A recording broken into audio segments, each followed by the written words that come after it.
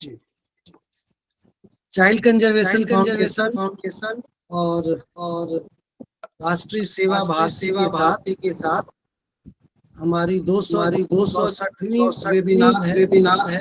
कृपा जी आवाज रिपीट हो रही है, उसको थोड़ा सा मैनेज करो। भाई साहब एक मिनट कर रहा हूँ। सिद्धांत जी बाकी म्यूट कर दीजिए। होस्ट मैनेजमेंट देख लीजिए। हाँ, एक मिनट सर।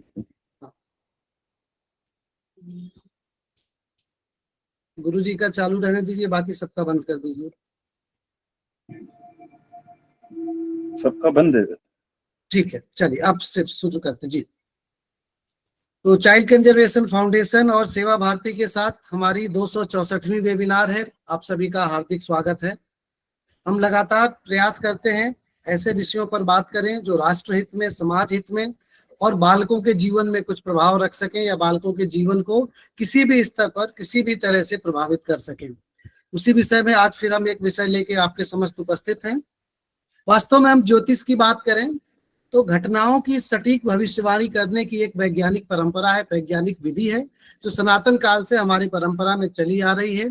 कौन सी घटना कब होगी, कौन सी खगोलीय घटना का क्या प्रभाव पड़ेगा, इन सब सारी चीजों की बहुत सटीक भविष्यवाणी ज्योतिष के द्वारा वैज्ञानिक तरीके से की जा सकती है।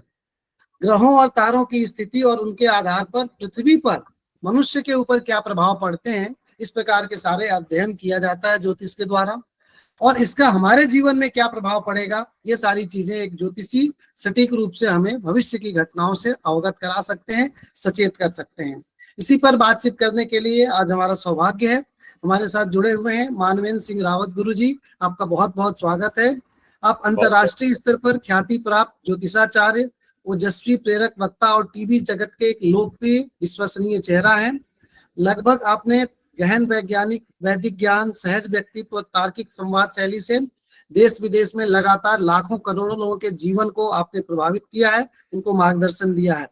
आस्था, श्रद्धा, दिव्या और संस्कार जैसे टीवी चैनलों पर आप लगातार आते रहे हैं। न्यूज 18, टीवी 19, ऐसे बहुत बड़ा परिचय है गुरु जी का। शिक्षा की दृष्टि से BA, LLB और LLM किया है आपने, और लगभग 11 पुस्तकें अपने पूजनीय पिताजी के साथ मिलकर आपने 11 पुस्तकें ज्योतिष और अन्य विषयों से संबंध में लिखा है। तो मैं गुरुजी को आमंत्रित करूं, उसके पहले मैं चाहूंगा नवीन सर से कि आप गुरुजी के बारे में कुछ 2 लाइनें बोलें, उसके बाद हम गुरुजी की तरफ चलेंगे। नवीन सर।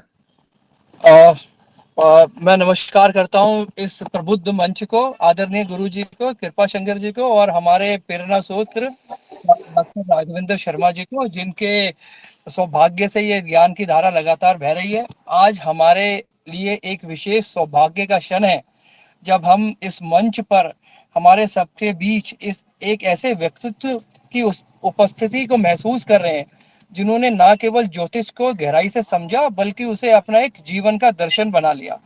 मानवेंद्र रावत जी केवल एक ज्योतिषाचार्य ही नहीं है, टीवी का एक प्रसिद्ध चेहरा है जिनको आप टीवी 9, 18 बहुत सारे टीवी चैनलों पर सनातन धर्म से रिलेटेड मुद्दों को उठाते हुए देखते हैं।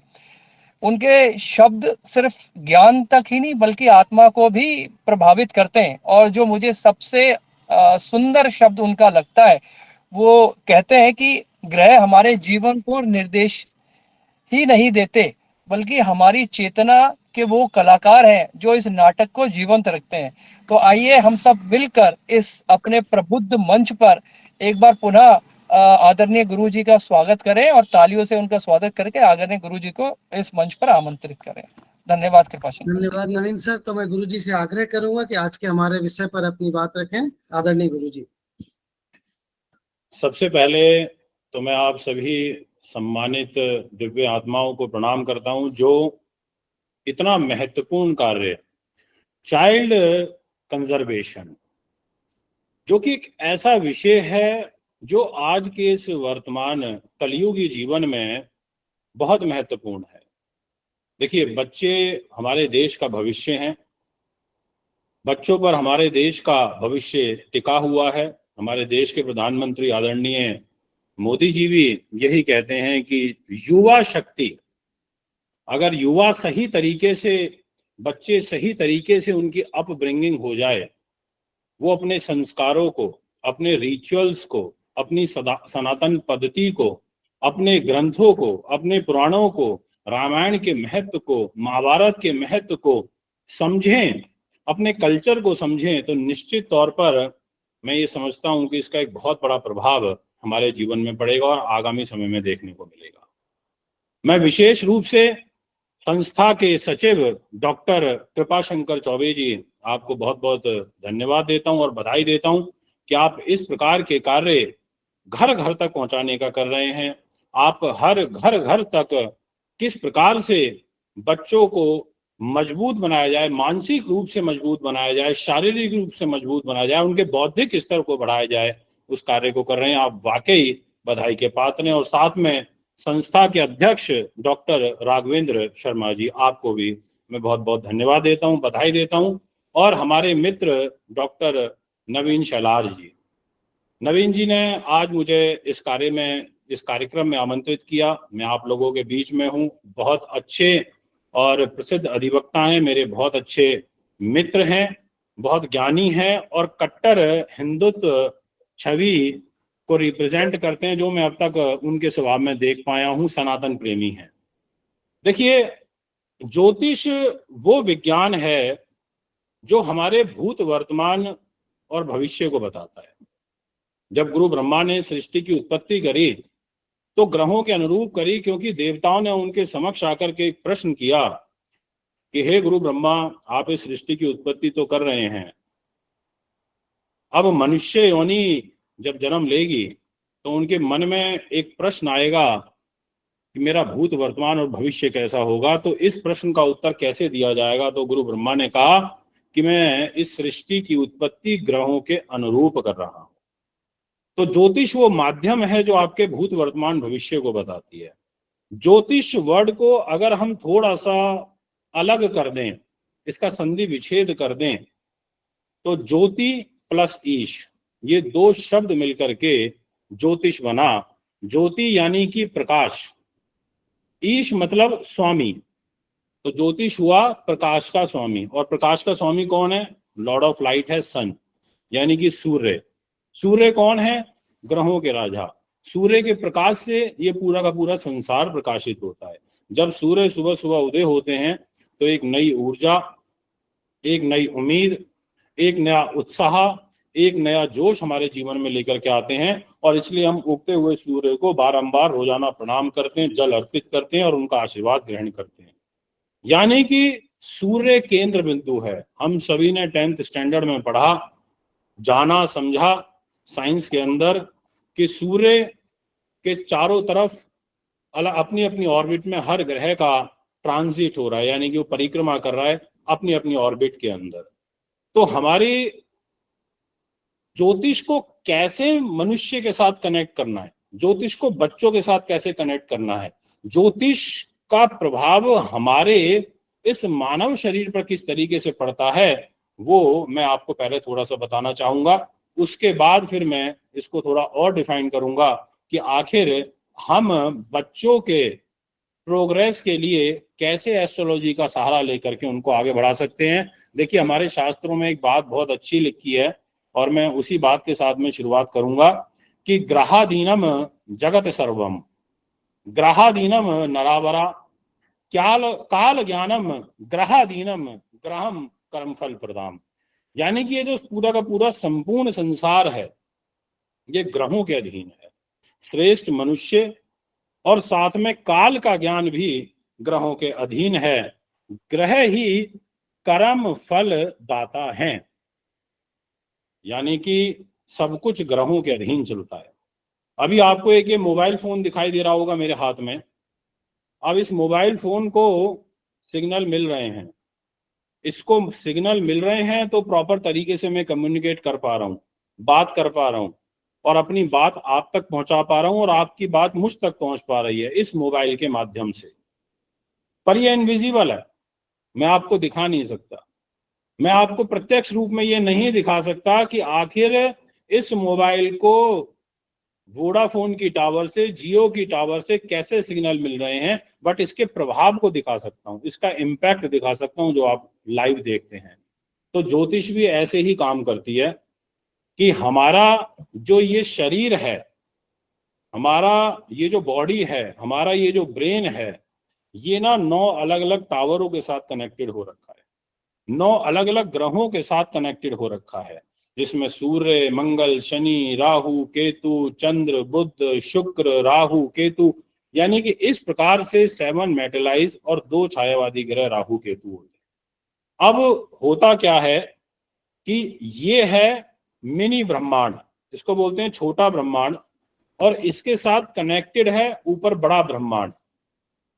यानी कि जैसे मैं हूं, मैं अपने फादर के साथ कनेक्टेड हो रखा हूं, मेरे फादर उनसे कनेक्टेड है, ऐसे ही इस दुनिया में भगवान ने ना सबके साथ किसी ना किसी को कनेक्ट करके रखा, जोड़ करके रखा, और हर किसी के ऊपर किसी ना किसी को जरूर बैठाया।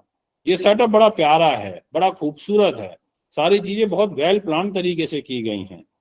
तो अब आप कि कोई भी एक टावर डिस्टर्ब हो जाए, यानी कि आपकी सूर्य की टावर डिस्टर्ब हो गई, फॉर एग्जाम्पल, अब सूर्य राजा है, सूर्य तेज है, सूर्य माणिक्य है, सूर्य साहसिक है, सूर्य पराक्रमी है, सूर्य धैर्यवान है, सूर्य आईएएस बनाएगा, आईपीएस बनाएगा, आपको मंत्री बनाएगा, आपको मिनिस्टर बनाएगा, आपको गवर्नर बनाएगा, आपको बड़े पदों पर बैठाएगा। यानी कि सूर्य राजा, अब आप सोच करके देखिए कि राजा की सोच कैसी होती है, राजा में किस प्रकार के गुण होने चाहिए, तो आप महसूस करेंगे कि सूर्य का प्रकाश इतना ज्यादा है कि हम क्षण भर भी सूर्य की तरफ नहीं देख सकते, हमारी आंखें भस्म हो जाएंगी। यानी कि सूर्य हमारे जीवन को कितना अधिक प्रभावित करता है कि ये जो आत्मा है हमारे शरीर के अंदर जो वास करती है, ये सूर्य से ही करती है। इसलिए इसको प्राण के रूप में कहा जाता है कि हमारे जीवन में अगर सूर्य कमजोर हो गया, सूर्य वीक हो गया, तो उस सूर्य वीक होने का बच्चे के ऊपर क्या प्रभाव पड़ेगा, अब ये आपको देखना होगा। अब आपने देखा कि एक बच्चा है, इसके अंदर बचपन से ही बड़ा कॉन्फिडेंस है, इस बच्चे के अंदर आत्मविश्वास बहुत है, ये डरता नहीं है, डेयरिंग पर्सनैलिटी का है। तो हमारे सामने एक थॉट निकल के आएगा, इट मींस दैट कि इसका कहीं ना कहीं सूर्य की जन्म पत्रिका के अंदर मजबूत होगा, तभी इसके अंदर एक कमांडिंग नेचर है, डिक्टेटरशिप है। आपने देखा होगा जितने भी पॉलिटिशियन होते हैं, जब वो अपनी स्पीच देते हैं, अपनी बात को रखते हैं लोगों के बीच में, तो उनकी ये उंगली चल रही होती है, ध्यान रखना, ध्यान रखना, हम ऐसे कर देंगे, हम वैसे कर देंगे। ये फिंगर जो होती है सूर्य को रिप्रेजेंट करती है, ये आपके आत्मविश्वास को प्रदर्शित करती है कि आपका आत्मविश्वास आपकी बॉडी लैंग्वेज से दिखता है। तो अगर आपने देखा कि कोई बच्चा है बहुत डल है, बहुत जल्दी अस्वस्थ हो जाता है, या फिर उसकी जो कॉन्फिडेंस है उसमें काफी कमी है, तो हमें ऐसे में उसके सूर्य को मजबूत करना चाहिए। हमारे को क्या करना चाहिए, हम उसे कहें कि बेटा तू जो है ओम गणी सूर्याय नमः का जाप कर। अब वो नहीं कर सकता तो हमें उसकी माता पिता को बोलना चाहिए कि आप ओम गणी सूर्याय नमः का जाप करिए। हमें उसे बोलना चाहिए कि आदित्य हृदय स्तोत्र का पाठ करिए, इससे सूर्य देव प्रसन्न होंगे। सूर्य देव प्रसन्न होंगे तो जो सूर्य के गुण हैं वो आपको प्राप्त होंगे। अभी मुझे जियो के टावर या जियो का जो टावर है उसके ऊपर से एक हवाई जहाज निकल जाए, या उसके साइड से कोई हवाई जहाज निकल जाए, तो वो जो इसके सिग्नल होंगे ना उसको ब्रेक कर देगा, और जब वो ब्रेक करेगा तो उसका प्रभाव मेरे ऊपर आने लगेगा, और मैं 4 बार बोलूंगा हेलो हेलो हेलो, आवाज नहीं आ रही, थोड़ा तेज बोलिए, हेलो हेलो हेलो, आवाज नहीं आ रही, मैं बाहर निकलता हूं। यानी कि एक टावर, यानी कि प्लेन उसके आसपास से निकला तो उसकी फ्रीक्वेंसी को उसने काट दिया, और उसका सीधा सीधा इम्पैक्ट इस मोबाइल पर पड़ा और मेरे इस मानव शरीर के ऊपर पड़ा।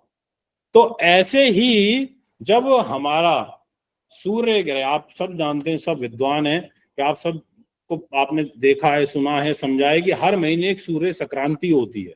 यानी कि सूर्य हर महीने एक राशि के अंदर रहता है, और 12 राशियां होती हैं, तो 12 महीने 12 राशियों से परिक्रमा करता है। तो हमारा पूरा का पूरा एक कंप्लीट चक्कर होता है, यानी कि 360 डिग्री का ये जो सौर मंडल है, इसकी वो पूरी की पूरी एक परिक्रमा लगाता है। तो हम उसको बोलते हैं सौर वर्ष।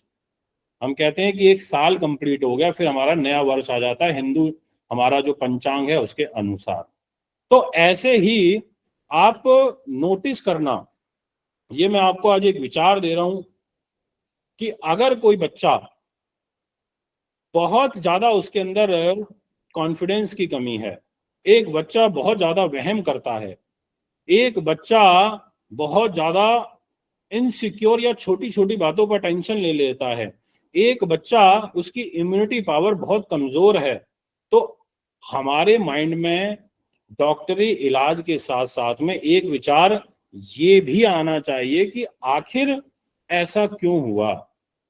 एक व्यक्ति इतना स्ट्रांग है तो दूसरा व्यक्ति इतना कमजोर क्यों है।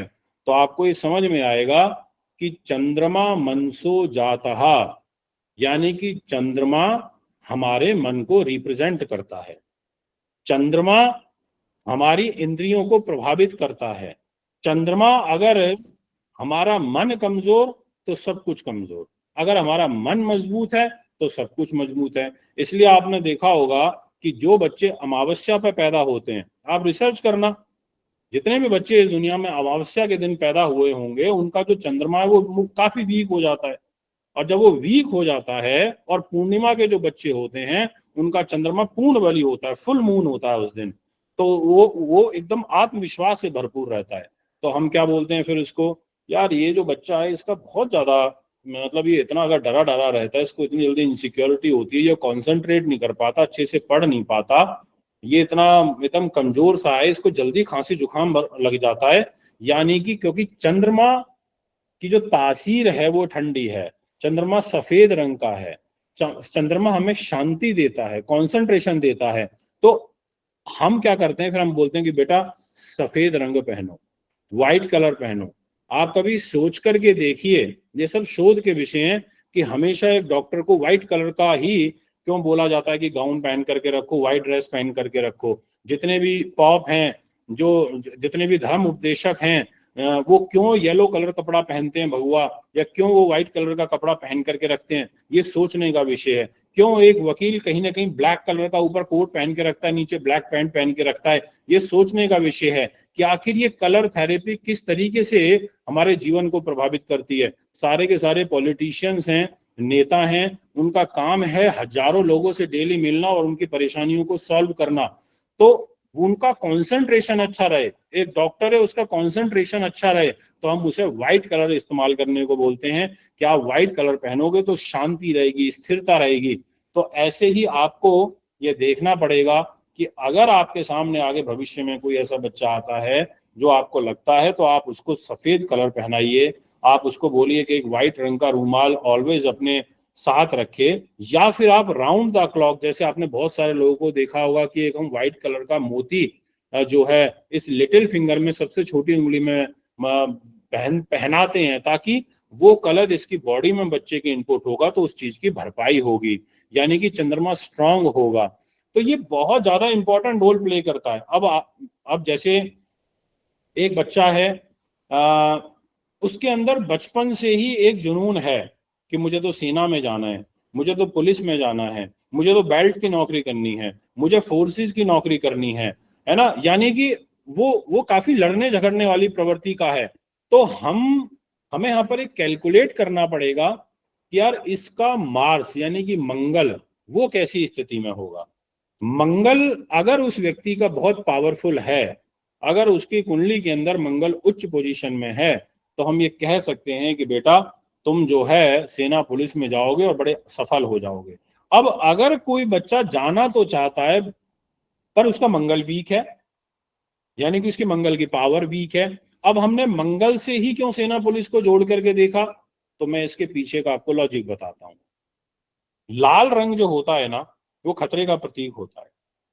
जब रेड लाइट हो जाती है तो कहा जाता है कि भाई रुक जाओ, अगर पार करी तो चालान होगा। जब कोई युद्ध की घोषणा करी जाती है तो उस समय लाल रंग ही दिखाया जाता है। फायर लाल रंग, अग्नि की तासीर गर्म होती है, क्रोधित होती है, तो जो मंगल है ना वो लाल रंग का होता है। अब जिस व्यक्ति की जन्म पत्रिका में, जिस बच्चे की जन्म पत्रिका में उसके कर्म यानी कि 10th हाउस, में इस विषय में भी थोड़ा आपसे बात करूंगा अभी कुछ ही देर में, कि 10th हाउस एस्ट्रोलॉजी के अंदर कर्मा का होता है, आपकी आजीविका का होता है, आपकी आजीविका के संसाधनों का होता है। आपकी राज्य के अंदर प्रतिष्ठा का होता है। इन सब चीजों को आपके ट्रांसफर प्रमोशन को रिप्रेजेंट करता है और मूल रूप से आपके कर्म को करता है।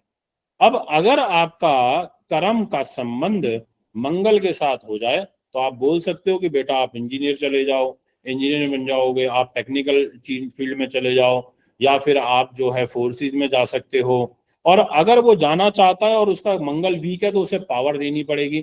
फिर हम बोलेंगे कि एक काम करो, आप एक मंगल का लाल रंग का मूंगा पहना करो, आप हनुमान जी की पूजा करो, आप ओम ओम राम भ्रीम रोम भोमाय नमः ऐसे मंत्र का जाप करो। मतलब रेमेडियल पार्ट होता है एस्ट्रोलॉजी में।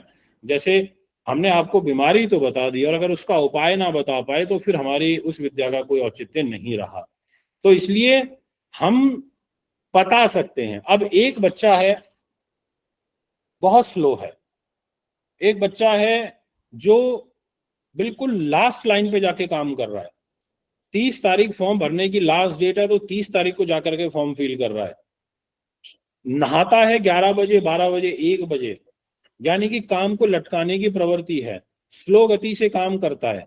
आप बैंक में गए पैसा जमा कराने के लिए, आपने बोला कि मुझे लाख रुपए जमा कराने हैं बैंक में, बैठ जाओ भैया आराम से, अभी आया हूं बैठूंगा, तसल्ली से हवा लेगा, पानी लेगा, सुखाएगा पसीने में, यानी कि आपको उसकी हाव भाव देख करके, उसका व्यक्तित्व देख करके समझ में आ जाएगा कि यार ये बंदा बहुत स्लो गति से काम कर रहा है। ये जो जातक है इसके अंदर वो करंट नहीं है, वो एक्टिवनेस नहीं है, इस बच्चे के अंदर वो जुनून नहीं है चीजों को समझने का, जानने का। इसका मतलब कहीं ना कहीं इसके जो शनि महाराज हैं वो कुंडली के अंदर वीक स्थिति में हो सकते हैं, कमजोर स्थिति में हो सकते हैं, क्योंकि जो शनि ग्रह है वो, अगर आप सोलर सिस्टम का जो चार्ट है अगर आप उसको मेमोराइज करें तो आपको पता चलेगा कि सूर्य से सबसे लास्ट ऑर्बिट में सैटर्न है, शनि है, और वो सबसे स्लो धीरे धीरे धीरे धीरे धीरे धीरे धीरे धीरे करके ट्रांजिट करता है, यानी कि बहुत स्लो चलता है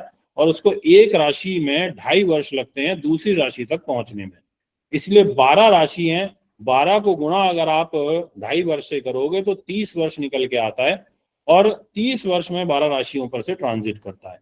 तो फिर हम क्या करते हैं, अब बहुत से लोगों के मन में तो हवा बन जाता है, अरे जी महाराज हमारे ऊपर तो शनि चल रहा है, हमारे ऊपर तो राहु चल रहा है, हमारे साथ तो ऐसा होगा, हमारे साथ तो वैसा होगा।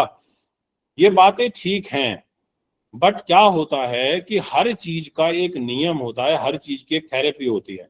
ज्योतिष में क्या है, एक होता है, जैसे मैं भी आपसे बात कर रहा हूँ ये बेसिक बातें कर रहा हूँ, मैं भी बहुत डीप चीजों में तो गया नहीं क्योंकि शायद आपको अभी इतना ज्योतिष का ज्ञान नहीं होगा, पर जब मैं इसमें और डीप जाऊंगा तो मैं आपको एक एक पल की, मैं आपको एक एक दिन की गणना दे सकता हूं। मैं आपको बता सकता हूं कि आपका आज का दिन ऐसा रहेगा, आपका कल का दिन ऐसा रहेगा, या आपका अगले 10 दिन ऐसे रहेंगे, अगला 1 महीना आपका ऐसा रहेगा, इतना डीप बताया जा सकता है। बट अगर हम बेसिक चीजों में ही फोकस करें अभी, तो मैं आपसे ये कहना चाहूंगा कि हमारी एस्ट्रोलॉजी में 9 प्लैनेट में से 4 प्लैनेट ऐसे होते हैं जो सबसे शुभ होते हैं, जैसे चंद्रमा, गुरु, बुध और शुक्र। ये 4 ग्रह को हमने नैसर्गिक तौर पर शुभ माना है, यानी कि इनके अंदर स्वतः शुभता बहुत अच्छी होती है। आपने बहुत सारे लोगों को ऐसा देखा होगा, बहुत सारे बच्चों को ऐसा देखा होगा जो कितना ही किसी से धोखा खा लें, कितना ही उनके साथ कोई गलत काम कर ले, वो फिर भी उस व्यक्ति का साथ नहीं छोड़ते, वो फिर भी उसको माफ कर देते हैं, उनमें माफ करने की प्रवृत्ति होती है।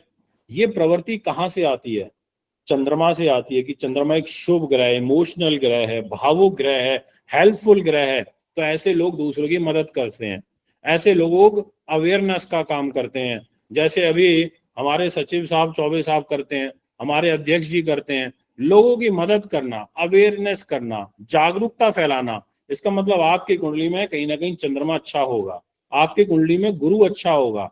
गुरु का काम क्या है, ज्ञान बांटना। गुरु का काम क्या है, लोगों को अवेयर करना। गुरु का काम है साम नाम दंड वेद सारी नीतियों का एग्जीक्यूशन सिखाना। आप देखो जितने भी संत महात्मा हैं वो सब क्या करते हैं, वो ज्ञान बांटते हैं, लोगों को सही रास्ते पर चलने के लिए प्रेरित करते हैं। तो अगर किसी बच्चे की जन्म पत्रिका में गुरु अच्छा हो, किसी बच्चे की कुंडली में चंद्रमा अच्छा हो, किसी बच्चे की कुंडली में बुध अच्छा हो, अब बुध का क्या काम होगा? बुध हमारी इस बुद्धि को प्रभावित करता है। अगर किसी बच्चे की याददाश्त बहुत कमजोर है, बहुत कमजोर है, वो एक चैप्टर लर्न करने के में कम से कम 2 घंटे निकाल देता है, इसका मतलब उसका जो मेमोरी है, उसकी जो कैचिंग पावर है, उसका जो ये ब्रेन है, वो बुध ग्रह से प्रॉपर कनेक्टेड नहीं है। बुध ग्रह की जो रेज हैं वो उसके इस ब्रेन के ऊपर उतनी प्रॉपर तरीके से नहीं पहुंच पा रहे, जिस वजह से वो कनेक्ट नहीं हो पाता और बार बार ऐसे करता है, हाँ मुझे याद आ रहा है, मैं सोच रहा हूँ, हाँ मतलब क्या नाम था, हाँ बस सोच रहा हूँ। यानी कि वो क्या करता है, ऐसे आंखें बंद करके अपने अपने अपने हाथों को, यानी कि अपने सेंसेस को ऐसे रख के और ऐसे इस सौर मंडल से, इस यूनिवर्स से कनेक्ट करने की कोशिश करता है। उसका ये नाम था, उसका ये नाम था, उसका अच्छा, इसका आंसर शायद ये था, शायद ये था। यानी कि वो क्या कर रहा है, अपनी पूरी की पूरा जो अपना फोकस है, अपनी बॉडी को अपने ब्रेन तक ला करके और कनेक्ट करने की कोशिश करता है। यानी कि जो बुध प्लेनेट होता है, जो मरकरी होता है, ये हमारे को राउंड द क्लॉक कनेक्ट करके रखता है ऊपर से। इसीलिए अगर कोई बच्चा आपने देखा कि वो वीक है, तो आप उसको बोलिए कि भैया या तो किसी अच्छे एस्ट्रोलॉजर को दिखाओ, या फिर बुध कुंडली में उसके मजबूत करा जाए। यानी कि उसको बोला जाए कि हरे रंग के कपड़े पहनो, हरे वस्त्र ज्यादा धारण करो, हरा रूमाल रखो, ग्रीनरी में रहो, पेड़ पौधों के पास रहो, पार्क में जाओ, सुबह सुबह सैर करो। यानी कि तो उससे आपका जो बुध है वो स्ट्रांग होगा। ऐसे ही शुक्र, शुक्र भी ज्ञानी ग्रह है। हमारे जो जो शास्त्र हैं उसमें कहा गया है कि देवताओं को शिक्षा देव गुरु बृहस्पति ने दी और राक्षसों को जो शिक्षा दी वो दैत्य गुरु शुक्र ने दी। तो शुक्र देव जो हैं वो भी ज्ञानी प्लेनेट हैं। तो अगर किसी बच्चे की जन्म पत्रिका में ये 4 ग्रह बहुत शुभ स्थिति में हो, तो वो बच्चा जल्दी से गलत काम नहीं करेगा, जल्दी से गलत राह पे नहीं जाएगा, वो जो है प्रोग्रेसिव माइंडसेट का होगा, वो उसके अंदर नैसर्गिक बहुत सारी चीजें अच्छी आ जाएंगी। अब मैं बात करता हूं इसी के विपरीत, जैसे मंगल हो गया, मैंने आपको बताया। अब मंगल बेशक आपको टेक्निकल बनाएगा, सेना पुलिस में बनाएगा। अब सेना में जो जाएगा, पुलिस में जो जाएगा, जो इस तरीके के काम करेगा, इट मीन्स दैट कि वो साहसिक है। अगर उसको किसी को मारना पड़ेगा तो वो मार देगा, वो गोली चलाने से पीछे डरेगा नहीं, वो फोर्स पे खड़ा हुआ है, वो सीमाओं पे खड़ा हुआ है। तो उसका क्या होगा कि उस व्यक्ति के अंदर मंगल के कारण, क्रोध की प्रवृत्ति बढ़ने के कारण ऐसे जो बच्चे होते हैं वो रिजिड नेचर के हो जाएंगे। वो जो है दूसरे की सुनना कम पसंद करेंगे, वो अपनी बात को मनवाने की कोशिश करेंगे। अब ऐसे में फिर उसको बैलेंस करना पड़ेगा। इसी तरीके से आपका सूर्य है, अगर वो सूर्य आपका पावरफुल है, बहुत अच्छी स्थिति में है, नो डाउट आपको उन्नति कराएगा, पर उसका सेटबैक क्या होगा कि आप बहुत ज्यादा प्रैक्टिकल हो जाओगे, आप बहुत प्रैक्टिकलिटी के साथ में सोचोगे, आप जो है आपके अंदर जो दया का भाव है वो कम देखने को मिलेगा। आपको अगर इसको दंड देना है तो दे दोगे, आप सोचोगे नहीं, मतलब आप थोड़े इस तरीके के व्यवहार के हो जाओगे।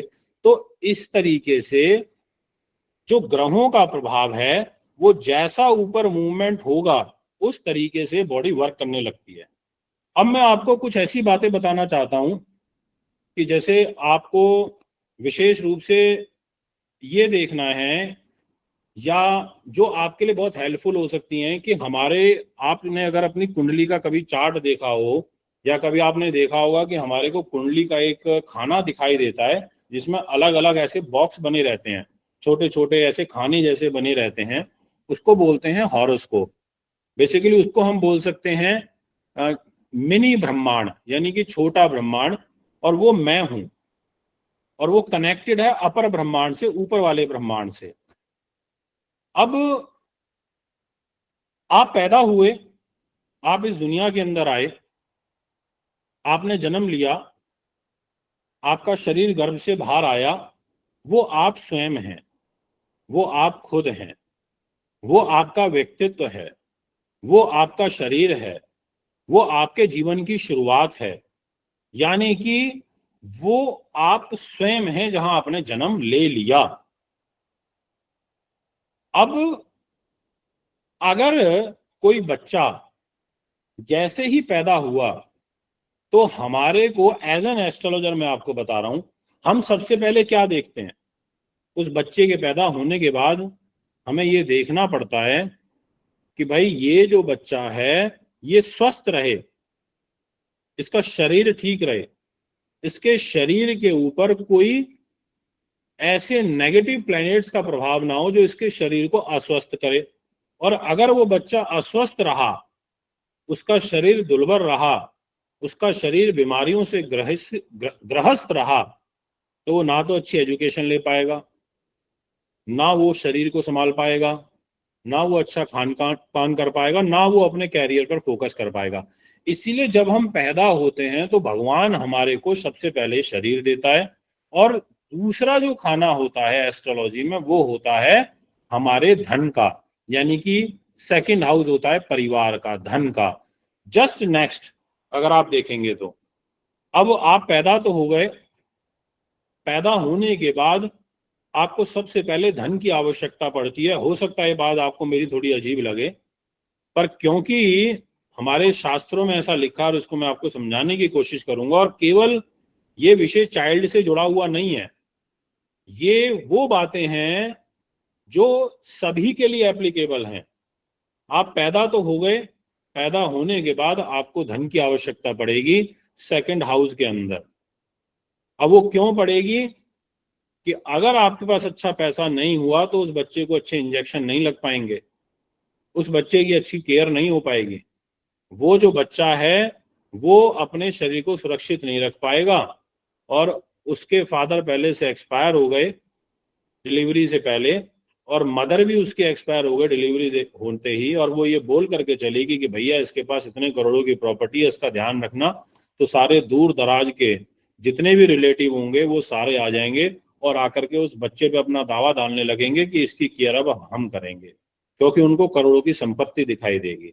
यानी कि उस शरीर को सुरक्षित रखने के लिए उस बच्चे को पैदा होते ही दूसरे नंबर पर जो आवश्यकता होती है ज्योतिष अनुसार वो धन की होती है, वो उसके व्यक्तित्व की होती है। आपको अच्छा शरीर मिल गया, आपको अच्छा पैसा मिल गया, और उस बच्चे के पास अगर अच्छा साहस ना हो, उस बच्चे के पास पराक्रम ना हो, उस बच्चे के पास में, तो वो इन दोनों चीजों को सुरक्षित नहीं रख सकता। तो मैं जब कई बार सोचता हूं तो मैं देखता हूं कि बड़ा प्यारा और बड़ा अच्छा सेटअप बनाया ये गुरु ब्रह्मा ने जब इस सृष्टि की उत्पत्ति करी। तो मेरे पैदा होने के बाद मेरे से थर्ड हाउस के अंदर उन्होंने क्या दिया, उन्होंने साहस पराक्रम दिया, उन्होंने विल पावर दी। अगर विल पावर नहीं होगी तो कोई भी मेरे 2 थप्पड़ मारेगा, और थप्पड़ मार करके मेरे से वो धन भी छीन के ले जाएगा, और मेरा शरीर जो 6 फुट का भगवान ने मुझे दिया ये भी काम नहीं आएगा। तो भगवान ने कहा कि अगर बच्चे को साहस चाहिए तो उसका थर्ड हाउस मजबूत होना बहुत जरूरी है। बच्चे को थर्ड हाउस में अच्छी विल पावर दोगे तो वो उस परिश्रम से अपना कौशल दिखा पाएगा, वो उसका जो परिश्रम है वो इस दुनिया के लिए मतलब उसके लिए उपयोगी साबित हो पाएगा। और अगर यही भाव अगर आपका कमजोर हो गया तो फिर आपको दिक्कत आएगी।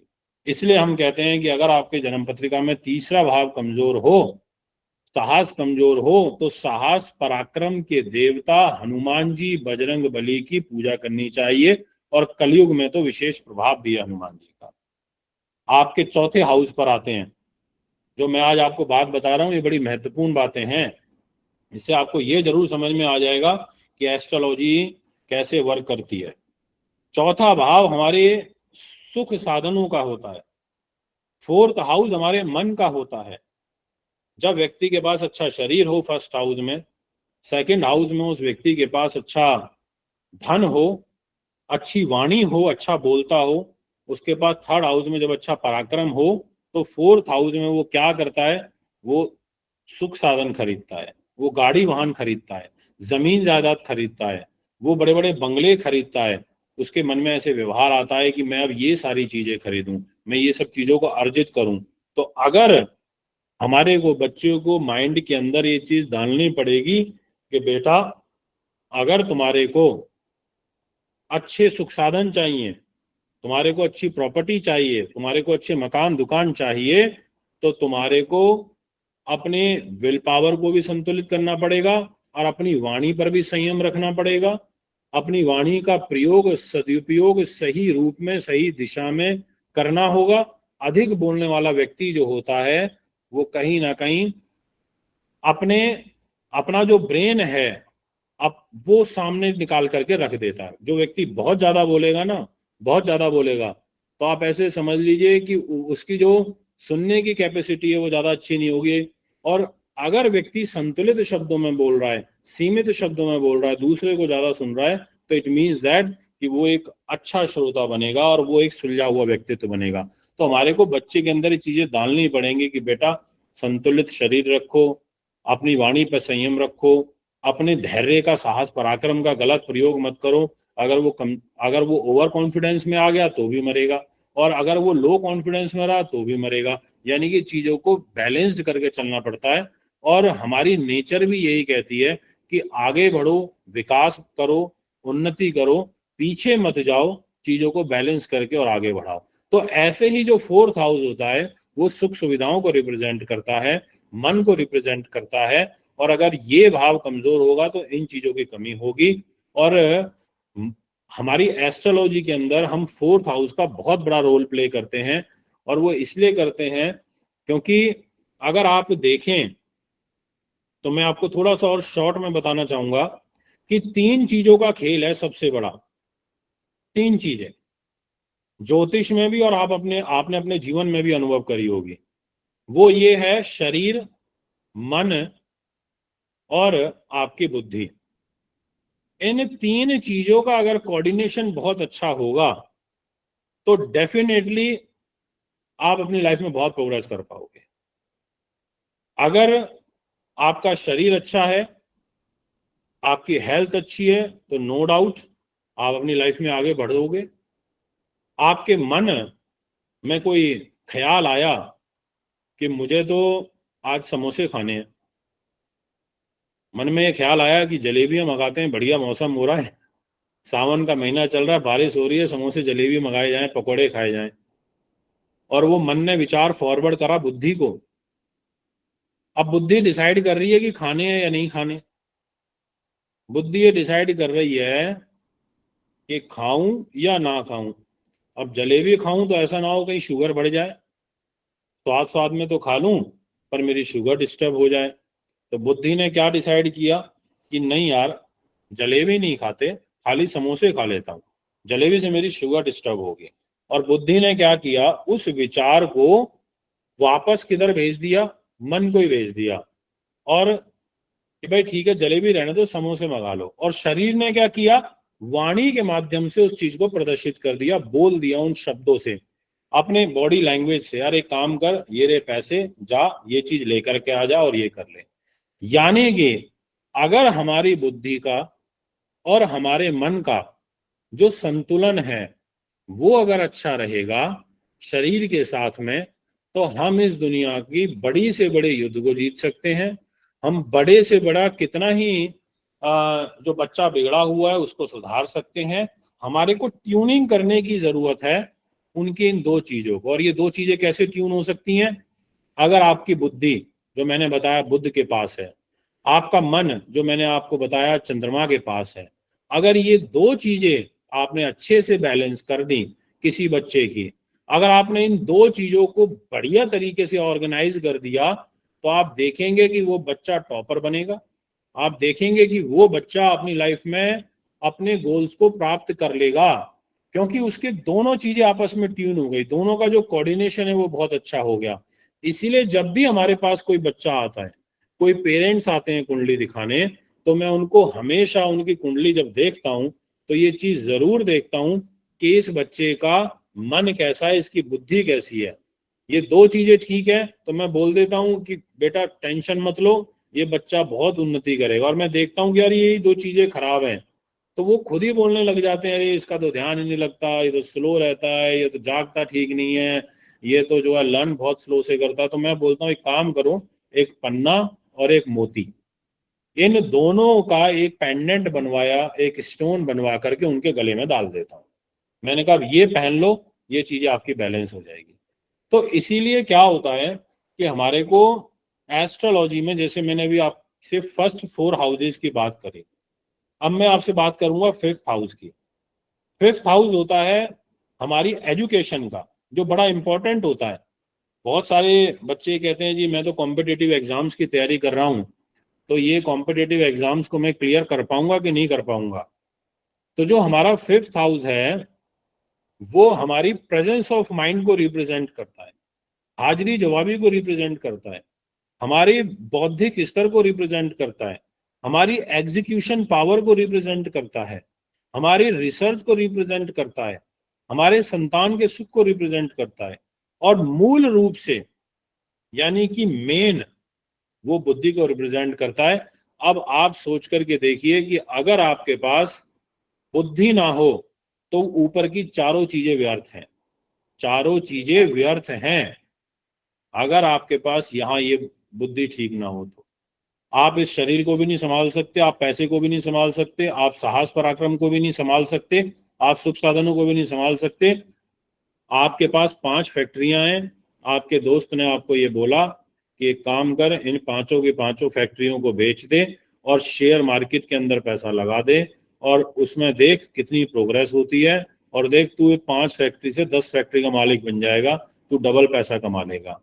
आपने उसकी आपको बातें तो अच्छी लगी कि यार क्या तो बहुत बढ़िया बात रहा है कि देख मैं कितना पैसे वाला बन गया, देख मैंने कितनी कम उम्र में शेयर मार्केट से पैसा कमा लिया।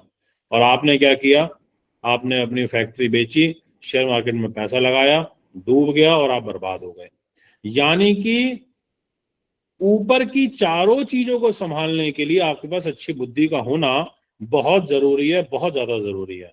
इसलिए बच्चों का प्रेजेंस ऑफ माइंड, जैसे हमारे मित्र नवीन जी हैं, मैंने उनकी दोनों बेटियों की कुंडली देखी और मैंने उसमें ये देखा कि जो इनकी बड़ी बिटिया है उसका जो 5th हाउस है यानी कि जो बुद्धि का घर है, उस पंचम भाव के अंदर बृहस्पति यानी कि जुपिटर यानी कि गुरु बहुत बलवान स्थिति में है। तो मैंने उनको बोला कि नवीन जी आपकी बिटिया तो बहुत इंटेलिजेंट होगी, क्योंकि इसका तो जुपिटर बुद्धि पे बैठ गया। ज्ञानी ग्रह, जो मैंने आपको थोड़ी देर पहले बताया, जो सबसे ज्ञानी इंटेलिजेंट ग्रह होता है, वो इंटेलिजेंट ग्रह इसकी बुद्धि पे बैठा है यानी कि 5th हाउस पे बैठा है। तो ये तो इसका तो हाजिरी जवाब बहुत अच्छा होगा, ये तो बहुत अच्छी डीपली चीजों को सोचती होगी। तो नवीन जी ने कहा हाँ गुरुजी बिल्कुल ऐसा ही है, मेरी जो बड़ी बेटी है बड़ी इंटेलिजेंट है, चीजों को बहुत डीपली एनालिसिस करती है और अभी से इतनी कम उम्र से वो इतनी बड़ी बड़ी बातें करती है। तो आप भी बता सकते हैं। अब यही मान लीजिए इसी बुद्धि पर, छोटा सा उदाहरण देता हूं, इसी बुद्धि पे मान लो शनि बैठा हो, इसी बुद्धि पे शनि बैठा हो 5th हाउस में, तो आपका जो हाजिरी जवाब है वो अच्छा नहीं होगा। आप स्लो हो जाओगे, आप सोचोगे ज्यादा फिर बोलोगे, या सोचते ही रह जाओगे, या मौके पे नहीं बोल पाओगे। अब यहाँ मौका था, बोलना था, बोला नहीं, लाइव खत्म हो गया, और उसके बाद आप सोच रहे हो कि ऐसे बोलना था वैसे करना था। यानी कि प्लैनेट का उस घर में बैठना बड़ा महत्व रखता है, बहुत ज्यादा इंपॉर्टेंट रोल प्ले करता है। अब अगर आपकी कुंडली में ये ग्रह आपको देखना पड़ेगा, ये हाउस अगर वीक हुआ तो फिर आपको डेफिनेटली काफी सारी जो चीजें हैं वो आपकी डिस्टर्ब हो जाएंगी, आपको परेशानी आएगी। अब मैं जिस हाउस की आपसे बात करूंगा वो बड़ा इंपॉर्टेंट होगा, और फिर मैं यहीं तक ही अपने इन 12 में से 6 भावों में यहीं तक बात को रखूंगा कि जैसे 6ठा भाव 6th हाउस, वो होता है रोग, चोट, शत्रु, बाधा, पुलिस केस और मुकदमा। आपने देखा होगा कि बहुत सारे जो बच्चे हैं बहुत कम उम्र में क्राइम की दुनिया में चले जाते हैं। बहुत सारे जो बच्चे हैं पैदा ही रोगी होते हैं, यानी कि पैदा हुए तो उनको पी लिया था, या वो बहुत ज्यादा अस्वस्थ रहे, या फिर आपने अपने जीवन में अनुभव करा कि आपके जीवन का काफी बड़ा हिस्सा 10-15 साल लिटिगेशंस में निकल गए, पुलिस केस मुकदमे में निकल गए। आपने देखा कि यार मेरा बहुत सारे लोग ऐसे होते हैं जो अपनी लाइफ का मैक्सिमम पार्ट कर्जे में निकाल देते हैं, उनसे कभी कर्जा ही खत्म नहीं होता, यानी कि वो हमेशा पैसा ही देते रहते हैं लोगों का, रोग शत्रुओं में उलझे रहते हैं, गुप्त शत्रुओं में। तो ये जो 6th हाउस है ये हमारी लाइफ में बहुत बड़ा रोल प्ले करता है। अगर आपका ये घर कुंडली में कमजोर हुआ तो फिर आपको बड़ी तकलीफ आएगी। और मैं तो भगवान के सेटअप को मानता हूं कि कितना लाजवाब सेटअप उन्होंने तैयार किया, कितना लाजवाब सेटअप तैयार किया कि अगर आप सोच करके देखें, आप सभी विद्वान हैं, कि आपके पास जब अच्छा शरीर होगा, आपके पास जब खूब पैसा होगा, आपके पास खूब अप्रोच होगी, साहस पराक्रम, और आपकी दुनिया में आपका नाम होगा, आपके प्रधानमंत्री जी तक लिंक होंगे, चौथे हाउस में आपके पास सुख साधनों की कमी नहीं होगी, फिफ्थ हाउस में आपके पास अच्छी बुद्धि, उन्नति, एजुकेशन की कोई कमी नहीं होगी, तो व्यक्ति में घमंड आ जाता है, व्यक्ति के अंदर अहम आ जाता है, व्यक्ति के अंदर ईगो आ जाती है, व्यक्ति के अंदर मैं का भाव आ जाता है, और वो ये सोचने लगता है कि अब तो मैं हूं जो हूं, मैं हूं, अब मेरे को किस लिए भगवान की पूजा करना, मेरे पास सब कुछ तो है, मेरे पास क्या चीज नहीं है, मैंने सब कुछ अर्जित कर लिया। और जब उसके अंदर वो मैं का भाव आता है तो ब्रह्मा ने सोचा, इस सृष्टि के रचयिता ने सोचा कि यार ये तो इसके अंदर मैं का भाव आ जाएगा फिर। तो उन्होंने क्या किया, छठे भाव में जाके सारा बेड़ा गर्क कर दिया, छठे भाव में जाके डाल दिया रोग, चोट, शत्रु, बाधा, पुलिस केस, मुकदमा, कर्जा, धन की हानि, अपयश, मान की हानि। और अब अंबानी भी होगा ना, वो भी जाके भगवान के हाथ जोड़ेगा, अदानी होगा वो भी भगवान के हाथ जोड़ेगा, अगर उसके घर में कोई हॉस्पिटलाइज्ड हो जाएगा तो वो भी जाके भगवान से बार्गेनिंग करेगा कि हे प्रभु, मैं आपके हाथ जोड़ता हूं, मैं आपको बारंबार प्रणाम करता हूं, बस कैसे भी करके मेरी माँ को ठीक कर दो, हे प्रभु कैसे भी करके मेरे पिताजी की बेल हो जाए, वो जेल से बाहर आ जाए, हे प्रभु मैं इतने का प्रसाद चढ़ाऊंगा, मैं इतने दान करूंगा, मैं फलाना करूंगा। यानी कि 6th हाउस के अंदर जाकर के सारा का सारा बीमारी, ये सब परेशानी, बाधा और परेशानियां डाल दी, स्वास्थ्य की हानि कर दी। अब ऐसी स्थिति में अगर आपकी कुंडली में या किसी बच्चे की कुंडली में आप देखो कि भाई इसके मन का लॉर्ड, इसके मन का स्वामी रोग चोट के घर में जाके बैठ गया, शत्रु बाधा के घर में बैठ गया, तो ये कॉन्सेंट्रेट नहीं कर पाएगा, ये पढ़ाई ठीक से नहीं कर पाएगा, इसका दिमाग खुराफात में ज्यादा जाएगा, इसका दिमाग दोस्ती यारी में ज्यादा जाएगा। अब ऐसे में उसके पेरेंट्स को बोलो कि भैया आप दुर्गा सप्तशती का पाठ करो, आप जो है, और फिर वो सब्जेक्ट टू किस प्लेनेट की वजह से ऐसा हुआ है तो वो हमारे को देखना पड़ता है, क्योंकि एस्ट्रोलॉजी के अंदर भाव, भाव का स्वामी और भाव का कारक, ये 3 चीजों से प्रेडिक्शन निकलता है। अब आप सोच रहे होंगे कि ये क्या क्या चीजें होती हैं। भाव मीन्स कि जो मैंने आपको हाउस बताया, जैसे फर्स्ट हाउस आपका शरीर है, अब उस भाव का डिपार्टमेंट किसके पास है, यानी कि उसका लॉर्ड कौन है। 9 मतलब 7 प्लैनेट्स में सूर्य है, चंद्रमा है, मंगल है, बुध है, कौन है, यानी कि वो लॉर्ड वो कैसी पोजीशन में है।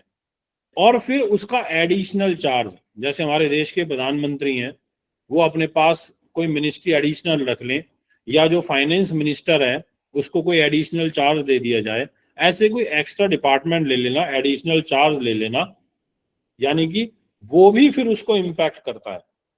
तो ज्योतिष में हमेशा 3 चीजों को कंपाइल करके, कोलैब करके, तीनों की सिचुएशन देख करके हम यहाँ पर फल बताते हैं, रिजल्ट बताते हैं। अब इसी ऐसे ही क्रम आगे बढ़ता है, जैसे 7th हाउस विवाह का होता है, अष्टम भाव जो है वो आपकी आयु मृत्यु का होता है, ऐसे 9th हाउस आपके भाग्य का होता है, धर्म का होता है। आपने देखा यार ये बच्चा तो बहुत कम उम्र से इसमें धर्म की के प्रति बड़ी आस्था है। ये बच्चा अभी बहुत सारे ऐसे हमने टीवी न्यूज चैनलों पे बच्चे देखे हैं, बहुत सारे ऐसे कथावाचक हमने देखे हैं जो कथाएं करते हैं, और बच्चों की उम्र होती है 10-10, 12-12 साल, 14-14 साल की उम्र में गुरुकुल में पढ़ने चले जाते हैं, वृंदावन उनके माता पिता छोड़ देते हैं आश्रम में। तो यानी कि उनका 9th हाउस जो धर्म का होता है, 9th हाउस जो भाग्य का होता है, जो गुरुजनों के आशीर्वाद का होता है, आध्यात्मिक प्रवृत्ति का होता है, उच्च शिक्षा का होता है, हायर स्टडीज को भी रिप्रेजेंट करता है। अगर ये भाव आपका अच्छा होगा तो आप बहुत अच्छा मार्गदर्शन दे पाओगे। अगर ये घर का लॉर्ड आपका काफी मजबूत स्थिति में हो, या फिर कोई शुभ ग्रह हो, जैसे 9th हाउस है धर्म का है, और धर्म का डिपार्टमेंट भी जुपिटर के पास है, और जुपिटर ही वहां का स्वामी भी हो आपकी हॉरोस्कोप के अंदर, तो वो आपको क्या करेगा, आपको बहुत स्पिरिचुअल बना देगा। लोगों का मार्गदर्शन, जैसे आप लोग करते हैं, लोगों का मार्गदर्शन करते हैं। हमारे मित्र हैं, नवीन जी हैं, वो कानून के माध्यम से लोगों का भला करते हैं। पूनम जी हैं, है ना, उनकी टीम के अंदर उज्जवल जी हैं, ऐसे उनकी टीम में अमित जी हैं, वसीम जी हैं। ये क्या है, पूरे का पूरा एक ग्रुप है। ये सारे के सारे मिलकर के क्या करते हैं, एक अपनी TLO नाम से फर्म चलाते हैं, यानी कि लोगों को कानून के माध्यम से उनकी परेशानियों, कानून के द्वारा उनकी परेशानियों का हल करना, अगर कुछ ऐसी समस्या चल रही है तो आप में स्वतः ऐसे भाव आएंगे, मैं कोई NGO चलाऊं, आपके अंदर ऐसे भाव आएंगे कि मैं लोगों के लिए निशुल्क भाव से काम करूं, यानी कि ये चीजें आ जाएंगी अगर आपका 9th हाउस बहुत कुंडली के अंदर बलवान है तो। और अगर यही 9th हाउस पर आपके प्रभाव आ जाए राहु केतु का, या शनि राहु का, या फिर सूर्य मंगल जैसे ग्रह का प्रभाव आ जाए, तो फिर आप बहुत प्रैक्टिकल हो जाओगे। ऐसा नहीं कि आप बहुत ज्यादा दया भाव करोगे, नहीं, आप प्रैक्टिकल चीजें सोचोगे। आपको लगेगा यहाँ करना है तो कर दिया, नहीं तो नहीं। पर आपने गुणों का अतिव्यय नहीं करोगे। गुणों के अतिव्यय का क्या मतलब होता है कि आपने अपनी पूरी पावर किसी और के लिए खर्च कर दी, आपने अपने गुण किसी और के लिए पूरी तरीके से डिवोट कर दिए। तो कुछ लोगों की ऐसे नेचर होती है, जैसे हमारे मित्र नवीन जी की ऐसी नेचर है, क्योंकि इनके साथ मेरी काफी मित्रता अच्छी है, और मैं देखता हूं कि ये जब किसी काम के पीछे पड़ जाते हैं तो पूरी तरीके से पड़ जाएंगे, बहुत डीपली चले जाएंगे। तो ये भाव आपके अंदर आएगा अगर आपकी कुंडली में 9th हाउस बहुत स्ट्रांग है।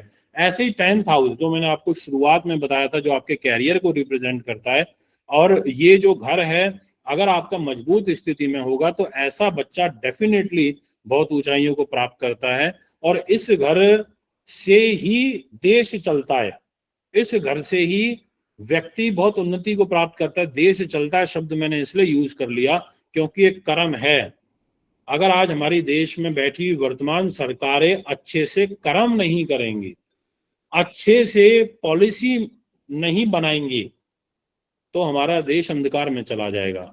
यानी कि सरकार में बैठना और बैठ करके कर्म करना दोनों डिफरेंट विषय हैं। तो आपका 10th हाउस कर्मा को रिप्रेजेंट करता है। आप अच्छे कर्म करोगे तो आप अच्छी गति को प्राप्त होगे, आप बुरे कर्म करोगे तो वही आपके पास लौट करके आएगा। तो ये हमारा 10th हाउस को रिप्रेजेंट करता है। अगर ये भाव आपकी कुंडली में कमजोर है तो आपको सूर्य की उपासना करनी चाहिए, सूर्य को जल देना चाहिए, गायत्री मंत्र का पाठ करना चाहिए। ऐसे ही कुंडली में 11th हाउस होता है जो आपके प्रॉफिट को रिप्रेजेंट करता है। 12th हाउस आपके मोक्ष को रिप्रेजेंट करता है, यानी कि वो कि आपने जो पैदा होने से 1st हाउस से लेकर के और 11th हाउस तक जो पूरी यात्रा करी, एवरेज में 70-75 वर्ष, 80 वर्ष, 85 वर्ष, जितने भी हम इस दुनिया इस मृत्यु लोक पर जिए, इस पूरी की पूरी यात्रा का निर्धारण लास्ट में जाकर के आपके 12th हाउस में, आपके मोक्ष के घर में जाकर के होता है, और वहां जाकर के यात्रा हो जाती है पूरी। तो अब यहाँ पर ये है कुंडली के 12th हाउस। अब आप देख सकते हैं, अब आपके सामने आज एक थॉट निकल के आया, और वो ये आया कि यार अगर ये बच्चे का बड़ा जबरदस्त प्रेजेंस ऑफ माइंड है तो इट मीन्स इसका 5th हाउस कुंडली में ताकतवर है। अगर ये बच्चा अपनी वाणी से बड़ा स्पष्ट है, बड़ा इंप्रेसिव बोलता है, इट मीन्स कि इसका 2nd हाउस कुंडली के अंदर बड़ा बलवान है। अगर ये बहुत ज्यादा कॉन्फिडेंस के अंदर है, ये डरता नहीं है, ये हर चीज में आगे आके पार्टिसिपेट करता है, इट मीन्स कि इसका 3rd हाउस कुंडली में बहुत बलवान है। अगर ये व्यक्ति बहुत रोगी रहता है, अस्वस्थ रहता है, ये बच्चा, इसकी हेल्थ ठीक नहीं रहती, थोड़ा सा काम करता है और फिर कमजोर होकर के बैठ जाएगा, रेस्ट करने लगता है, इट मीन्स कि इसका 6th हाउस वीक है। तो आप ऐसे कुंडलियों में देख सकते हैं, समझ सकते हैं। ये बातें हैं जो मैंने भी आपके बीच में अपनी रखी। कहने के लिए तो बहुत कुछ है मेरे पास में, इतना कुछ है कि मैं कई घंटे तक बोल सकता हूँ इस विषय के बारे में, पर आज केवल इतना ही कहना चाहूंगा। यही कहूंगा कि आप चंद्र को, बुध को हमें बैलेंस करना बहुत जरूरी है, और हमारे को मन, बुद्धि और शरीर को बैलेंस करना बहुत जरूरी है। किसी भी बच्चे का, किसी भी पर्सन का, चाहे वो अडल्ट हो चाहे वो माइनर हो, ये चीजों पर हमें फोकस करना पड़ेगा, तभी बच्चा आगे प्रोग्रेस कर पाएगा। बहुत बहुत धन्यवाद। मुझे लगता है इतने अच्छे शब्दों में और इतने कम समय में आपने जो पूरे 12 ग्रहों की स्थिति बताई है, उसको देख करके हम, जो हमारे बच्चे हमारे साथ रहे हैं, संस्थाओं में बच्चे रह रहे हैं या जिनके साथ हम काम कर रहे हैं, उनकी प्रतिभा को हम निखार सकते हैं और उस पर फोकस करके कुछ काम कर सकते हैं। अभी ये सत्र हमारा खुला सत्र है। कुछ 4-5 प्रश्न हम लेंगे, तो जिसके भी कोई प्रश्न हो हैंड रेज कर सकते हैं और उसके बाद हम गुरुजी से उनके प्रश्नों के जवाब लेंगे। एक बार में एक ही प्रश्न करें और अपना माइक ऑन करें। तो जिसके भी प्रश्न हैं, मेरे ख्याल से नवीन सर ने हैंड रेज किया है, तो नवीन सर आपसे ही चलते हैं जी। नवीन जी। धन्यवाद गुरु जी आपके शीश वचनों के लिए। मैं सिर्फ एक ही चीज आपसे जानना चाहता हूँ, क्योंकि कानून और टेक्नोलॉजी मेरा विषय, कि आज के जो बढ़ती हुई टेक्नोलॉजी और विशेष रूप से एआई टेक्नोलॉजी जो है, वो हमारे जो वैदिक दर्शन है उसको कैसे प्रभावित कर रही है? देखिए, मैं एक चीज आपको बताना चाहूंगा। बहुत अच्छा प्रश्न किया है आपने। एआई का, आर्टिफिशियल इंटेलिजेंसी का जमाना है और आज की डेट में सब इस पर बहुत बड़े स्तर पर कार्य कर रहे हैं। कंप्यूटर भी मनुष्य ने ही बनाया है, उसमें जो कोडिंग करी है वो भी मनुष्य ने ही करी है और मनुष्य के दिमाग ने ही करी है। अब एआई का जो युग है, अगर हम ये कहें कि एआई के माध्यम से ज्योतिषीय फलादेश करे जाए तो वो संभव नहीं है।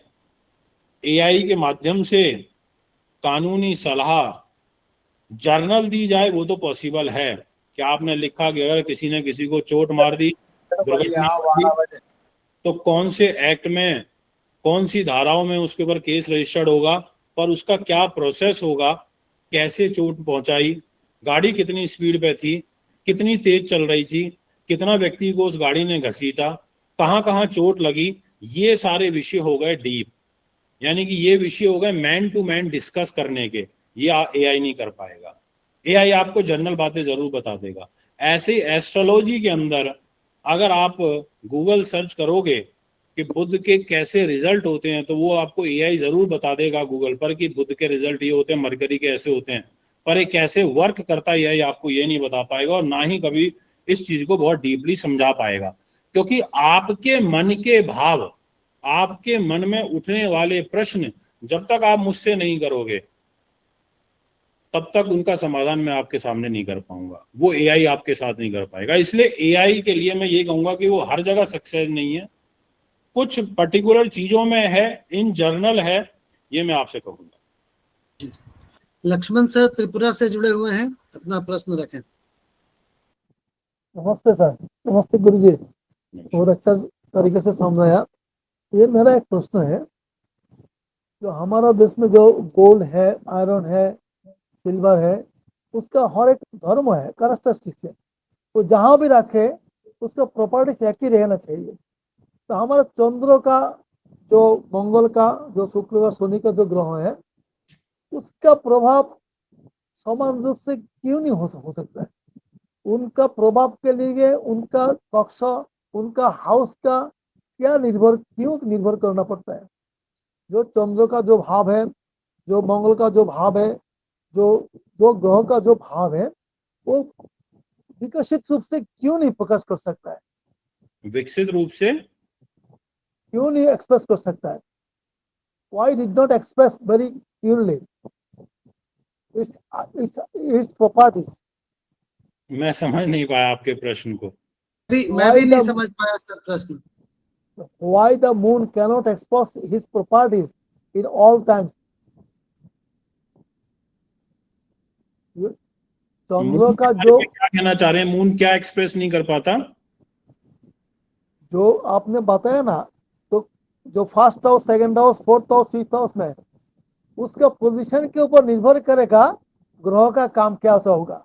हाँ, देखिए ऐसा होता है। ठीक है, मैं समझ गया आपके प्रश्न को। जैसे मैंने भी आपको थोड़ी देर पहले बोला कि मैंने जो आज आपसे बातें करी हैं, वो आप ऐसे समझ लीजिए सिर्फ 1% बातें भी नहीं करी मैंने एस्ट्रोलॉजी की आपसे। जैसे मैंने बोला, फर्स्ट हाउस है वो आपका शरीर, सेकंड आपका फाइनेंस है, आपके साहस पराक्रम और आपके सुख साधन। अब ये जो हाउस है ना, ये फिक्स है। हाउसेज आर फिक्स, ये मूवेबल नहीं है। ये जिस चीज को जो रिप्रेजेंट कर रहे हैं वो वही रिप्रेजेंट कर रहे हैं। अब इनके अंदर अलग अलग प्लेनेट आकर के बैठेंगे, तो उस अकॉर्डिंग वो आपके रिजल्ट को देंगे, उस अकॉर्डिंग आपके मन को फ्लक्चुएट करेंगे। अगर आपके मन पर आकर के सूर्य बैठेगा तो आपका मन बहुत डेयरिंग हो जाएगा।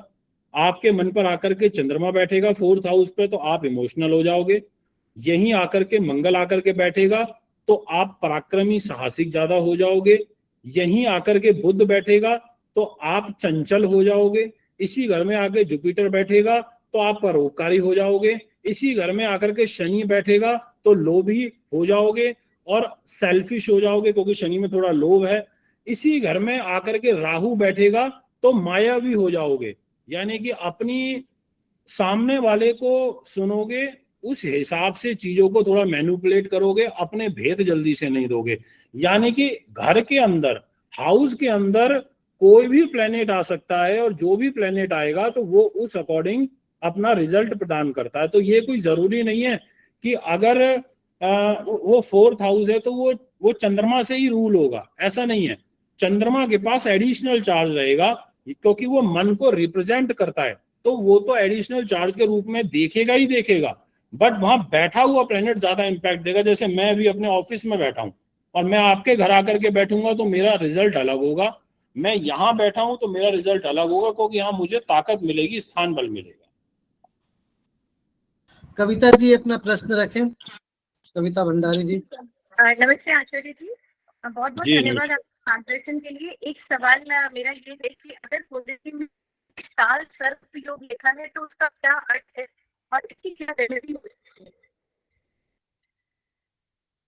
देखिए, काल सर्प दोष के अंदर क्या होता है कि राहु और केतु की पूजा करानी पड़ती है।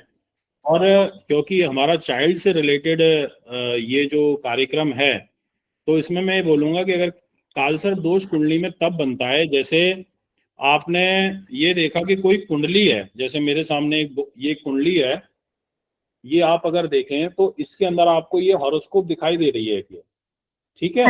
अब इस हॉरोस्कोप की एक साइड में, यानी कि जैसे 1st हाउस से लेकर के 7th हाउस तक या 2nd हाउस से लेकर के 9th हाउस तक कुंडली एक तरफ भारी हो जाए, एक तरफ हल्की हो जाए। मतलब ये हुआ कि जब हम वो तराजू पे बैठते हैं तो अगर दोनों तरफ वजन बराबर होता है तो बीच में बैलेंस हो जाता है। एक तरफ ज्यादा एक तरफ कम होगा तो उठ जाएगा या ऐसे हो जाएगा। इसी तरीके से जब जन्म पत्रियों के अंदर सारे प्लेनेट अगर एक तरफ जाकर के बैठ जाते हैं और दूसरी साइड खाली हो जाती है तो उसको हम काल सर्प दोष, यानी कि राहु और केतु के एक तरफ चले गए प्लेनेट, तो राहु केतु से ही काल सर्प दोष बनता है। तो हम उसको फिर श्रेणी में रखते हैं। तो ऐसे बच्चों को थोड़ी दिक्कतें आती हैं, ऐसे लोगों की लाइफ में थोड़ा सा स्ट्रगल ज्यादा होता है, उनको उनके जो काम है वो बहुत नजदीक जाके बिगड़ते हैं। 5 years अच्छे चले गए तो 2.5 साल खराब आ गए, 1 साल अच्छा चला गया तो